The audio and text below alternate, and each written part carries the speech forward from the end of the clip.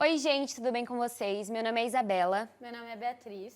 e nós somos parte da equipe Diplomata Social aqui da ESPM Social. E hoje nós estamos começando um episódio da Roda Diplomática e a gente veio aqui com um convidado super especial para vocês chamado Matheus Noronha. Ele é doutor e pós-doc em Estratégia e Inovação aqui da ESPM. Ele também trabalha na ABEólica, que é a Associação Brasileira de Energia Eólica e Novas Tecnologias. Ele trabalha como Head de Energia Eólica Offshore.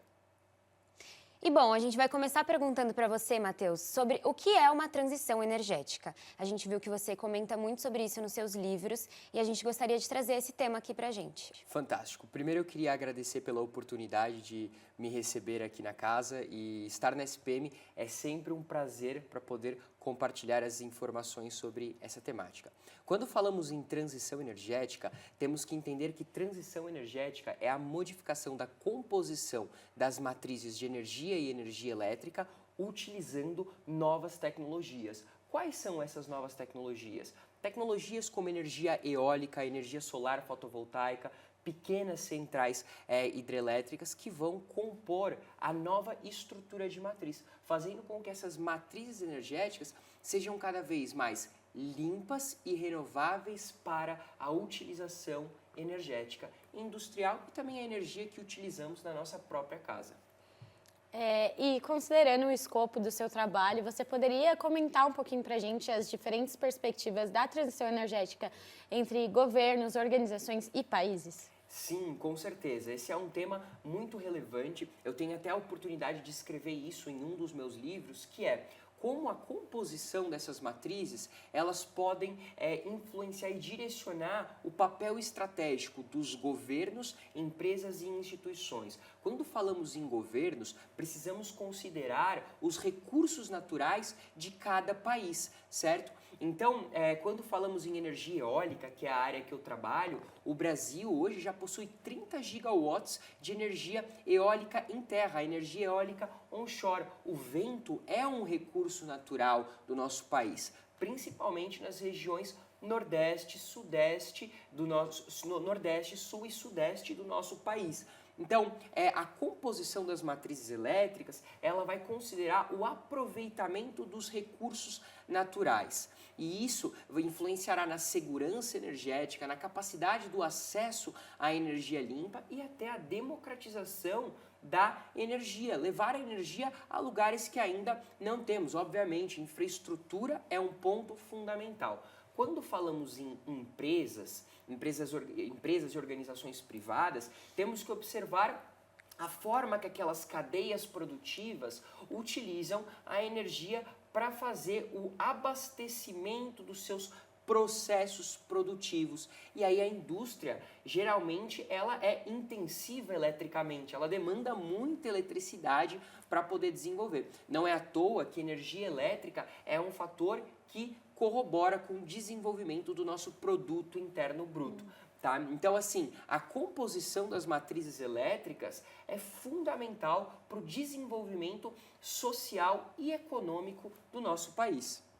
É muito legal, Matheus. E dando continuidade a isso que você estava falando, lendo a sua biografia, entendendo um pouco do seu trabalho, a gente teve noção que você trabalha bastante com energia eólica offshore e muitas pessoas talvez não tenham conhecimento do que é, então se você pudesse explicar um pouquinho o que é e também como essas novas tecnologias, assim, no geral, podem impulsionar para o futuro da transição energética. A energia eólica onshore é a energia eólica em terra, certo? E a energia eólica offshore é a energia eólica em alto mar, a energia dos ventos produzida em alto mar. A minha especialização hoje na Abeólica é focada na energia eólica em alto mar. E a energia eólica em terra já está consolidada. Globalmente, temos mais de 1.000 gigawatts entre energia eólica onshore e offshore e mais de 950 gigawatts são de energia eólica onshore e o resto de energia eólica offshore.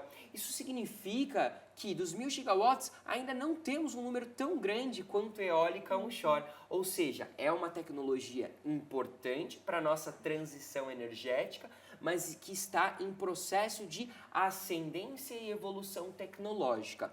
Porque alguns custos ainda são muito altos, nós precisamos verificar que nem todos os países têm uma costa muito grande ou já conseguiram explorar todo o recurso de outras fontes tecnológicas. Então, a energia eólica offshore, que é a energia eólica em alto mar, ela precisa ainda se enquadrar com o escopo estratégico de alguns países, mas ela é fundamental se a gente quiser escalar de forma rápida a nossa transição energética e principalmente evitar desastres climáticos e o aumento da temperatura de 1,5 graus Celsius até 2050, como prevê a Agência Internacional de Energia Elétrica, tá? Que é a IEA, a International Energy Agency. Então, para que a gente alcance esses cenários, algumas tecnologias precisarão ser consideradas e a eólica offshore é uma dessas tecnologias. Bom, Matheus, eu gostaria de saber como que as relações diplomáticas elas podem fortalecer uma retomada mais sustentável. Perfeito. As relações diplomáticas, elas são fundamentais nesse momento da discussão.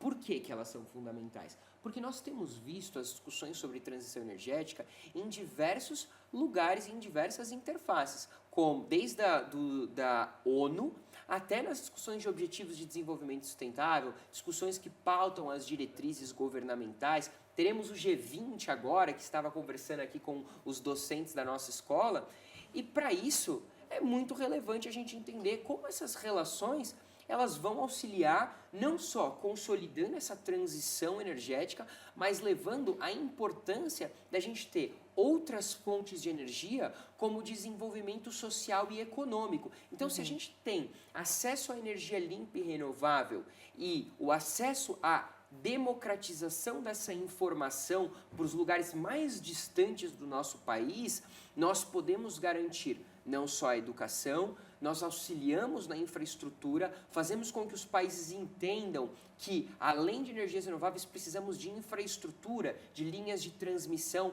para que a gente consiga consolidar e posicionar não só o nosso país, mas outros países em uma situação de segurança energética. Porque, como temos visto os desastres climáticos, eles, além de terem um impacto no aumento da temperatura global, eles inibem alguns fatores associados ao desenvolvimento econômico, porque a gente precisa focar em infraestrutura, tá? E como a gente pode dar um passo à frente e já se preparar. Então, as relações diplomáticas, elas têm o papel do azeitamento e da facilitação para que essa transição ela aconteça de forma transversal. Então, a discussão de soberania nacional que nós temos visto do acesso à energia, que tipo de energia nós vamos usar, qual tipo de energia nosso país é dependente, ela será fundamental para as discussões diplomáticas e para as discussões das relações entre os países num futuro que não está distante, é um futuro que está acontecendo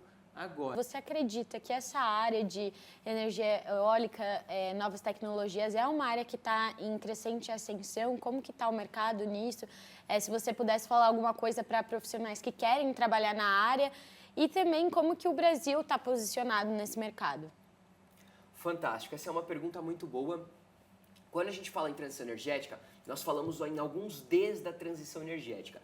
Eu não vou mencionar todos eles, mas eu queria mencionar que alguns são importantes, como o caso da digitalização, democratização da informação e descentralização. Quando falamos desses 3 Ds especificamente, falamos em como levar a informação sobre energias renováveis e transição energética para diferentes áreas. E aí a importância dos educadores, escolas, instituições, em como essa mensagem ela é disseminada ao longo da cadeia de instituições e uma série de outras organizações. Por quê? Nós precisamos fazer com que esse tema saia do espectro só diplomacia, governo, empresas e passe a fazer realidade dos alunos que estão numa escola, das pessoas que estão no cotidiano, que as pessoas possam entender o que está na conta delas. Então, o papel de democratizar a informação e levar a transição energética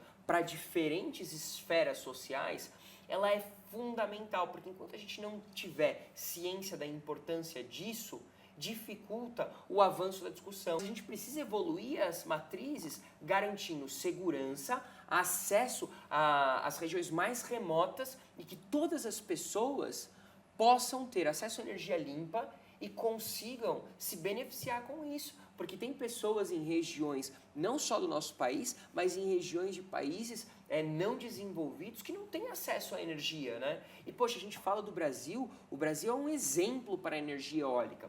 Atualmente, no nosso país, temos 30 gigawatts de energia eólica, né, como comentado. Essa energia eólica, ela tende a crescer nos próximos anos.